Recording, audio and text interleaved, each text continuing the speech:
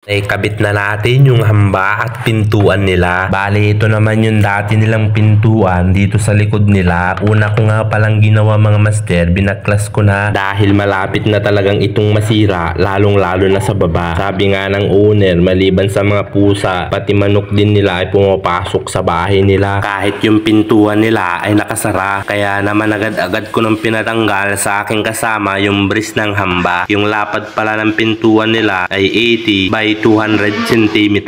Dahil nga tapos na yung ating kasama natanggalin yung bris ng hamba, nilalapat ko na nga dito yung bisagra para may lagay ko na at matapyas ko na. Tatlong bisagra pala yung nilagay ko dyan sa hamba. Pagkatapos nga natin na ilagay yung bisagra, dito nga nilapat ko na yung pintuan nila at nilagyan ko ng bris sa gitna ng hamba para hindi na gumalaw pag kinabit na natin yung pintuan nila. Dito nga mga master ay nilalagyan ko ng pako ng 4 sa palibot nito. Nagsisilbing clamp yan at kumapit yung semento pag nailagay na natin dito sa pintuan nila. So yan na nga mga master, pini-welding ko na nga yung pako dun sa bakal sa gilid-gilid nito para hindi na gumalaw yung pintuan nila at matibay yung pagkakakabit nito. Bago nga pala natin i-welding yan mga master at i-fix yung sa gilid-gilid nito, kailangan nibilado yan para hindi tabingi pag binukas yung pintuan mo. So dito na nga pinapalitadaan na natin dito sa gilid-gilid at taas nito, nang sa gayon ay mapinising na natin para maganda na tignan yung hamba nito. Binabasa ko nga nyan konti dyan sa gilid-gilid nito mga master para madaling bulihin, para sa gayon ay mapantay sa wall nito. Yan nga lang pala yung diskarte natin mga master sa pagkakabit ng hamba at pintuan.